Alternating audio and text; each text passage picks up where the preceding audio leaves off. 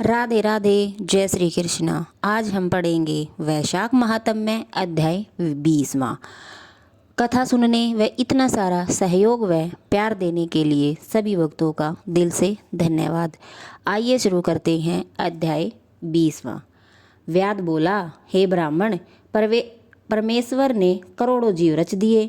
इनके अलग अलग कर्म और मार्ग भी अलग अलग हैं। इन सब का स्वभाव भी एक जैसा नहीं है।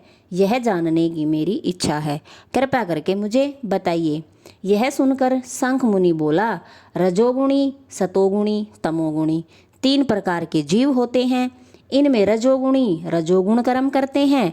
इनकी बुद्धि पाप और पुण्य मिश्रित होती है। किसी कामना के निमित्त यह देवताओं को समर्पण होते हैं। यह पाप और पुण्य दोनों ही कर्म करते हैं, जिनसे स्वर्ग और नरक दोनों को भोगकर यह संसार में बार बार जन्म लेते हैं। तमोगुणी तमोगुण के काम करते हैं। वे निष्ठुर निर्दयी देवताओं का पूजन करते हैं और सबसे द्वेष भी रखते हैं, जिससे वे दुखी भी बहुत रहते हैं। राक्षसों से लेकर पिशाच तक सब तामसी गति को पाते हैं। सतोगुणी सतोगुण कार्य करते हैं। ये धर्मशील, श्रद्धावान और दूसरों की निंदा नहीं करते, जिससे उद्धव लोक को जाते हैं। संसार में कभी कभी इन गुणों में विषमता भी आ जाती है। इसी कारण ऊंचे नीचे कर्म रखने से सुख दुख के अभाव आते जाते हैं। अपने अपने गुणों से कर्मों के फल भोगने पड़ते हैं। पूर्ण काम विष्णु भगवान में कोई विषमता नहीं। वे उत्पत्ति, पालन और संहार समान भाव से करते हैं। व्याद कहने लगा, हे मुने, पूर्ण भोग वाले मनुष्यों की मुक्ति कब होती है? तब शंख मुनि बोले, 4 सहस्त्र युग ब्रह्मा जी का एक दिन और इतनी ही रात्रि होती है, जो मिलाकर ब्रह्मा का एक दिन होता है। 15 दिन का एक पक्ष और 2 पक्ष 1 महीने के होते हैं।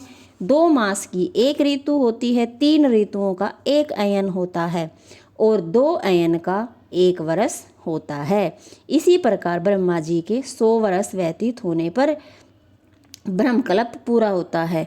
वही प्रलय का समय है, ऐसा देवताओं का मानना है। प्रलय 3 प्रकार की होती है। एक मानव प्रलय, जब मनुष्यों का अंत होता है। दूसरी दैनंदिन प्रलय, ब्रह्मा जी के दिन की समाप्ति का समय होता है। और तीसरी ब्रह्मा प्रलय, जो ब्रह्मा जी के लय के समय होती है। व्याद ने पूछा, हे महाराज, भागवत धर्म कौन से हैं और किन धर्मों से विष्णु भगवान प्रसन्न होते हैं? व्याद के ऐसा कहने पर शंख बोले, जिनका ध्यान सदा विष्णु भगवान के चरणों में लगा रहे, जो लोग ममताहीन रहते हैं, सदाचार और परोपकार करते हैं, गुरु साधु और अच्छे काम करते हैं, जो विष्णु भगवान के भक्त हैं, वही भागवत धर्म है। सब देशों में घूमना, सब कर्मों को करना और धर्मों को सुनना, परंतु मन में विषयों को रखना और कुछ भी नहीं कर सकते। कामना रहित होकर श्रद्धापूर्वक जो विष्णु भगवान के धर्म करते हैं, वही भागवत धर्म है। इस लोक में और परलोक में सुख देने वाले क्षीर सागर में लक्ष्मी जी को भगवान ने वैशाख धर्म बतलाए हैं, जो विष्णु भगवान को प्रसन्न भी करते हैं।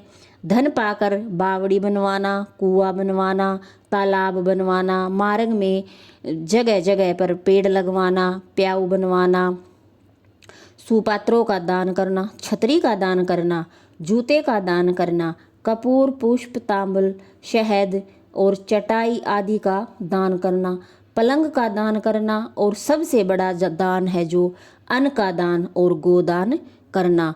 थके हुए ब्राह्मणों और यात्रियों की सेवा करना, उन पर हवा करना, उबटन करना, शरबत पिलाना, नमक मिली हुई छाछ, ईख, ककड़ी तथा रसायन का दान संपूर्ण पापों को नाश करने वाला है।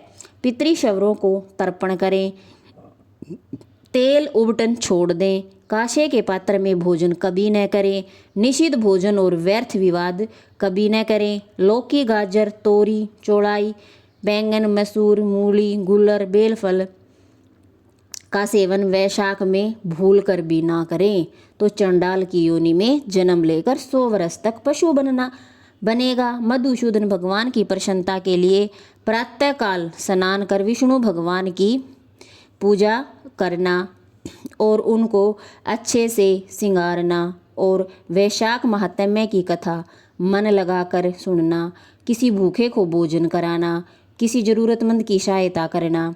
वैशाख की द्वादशी को दही और अन्नदान, जल का घड़ा, तांबुल, फल और दक्षिणा देना। धर्मराज को प्रसन्न करने के लिए दही और अन्न, तांबुल, दक्षिणा दान करें। पहले दही और अन्न से पितरों की तृप्ति को अक्षत दे, फिर गुरु और विष्णु को दें और यथाशक्ति गोदान कर वैकुंठ की प्राप्ति के निमित्त विष्णु भगवान से प्रार्थना करें। ऐसा करने से सब पापों से छूट अपने 100 कुलों को उद्धार कर सूर्य मंडल को, वेद विष्णु के परम धाम को जाता है। जब श्रुतदेव जी वैशाख मास के धर्मों की कथा कह रहे थे, इतने में ही वहाँ पंच साक्षी वृक्ष पृथ्वी पर गिर पड़ा और उस वृक्ष की कोटर में से एक बड़ा भयंकर सर्प तत्काल पाप रूपी देह का त्याग कर हाथ जोड़ सिर झुकाकर वहाँ पर बैठ गया। राधे राधे, जय श्री कृष्णा। वैशाख महात्म्य का 20वां अध्याय संपूर्ण हुआ। राधे राधे, जय श्री कृष्णा।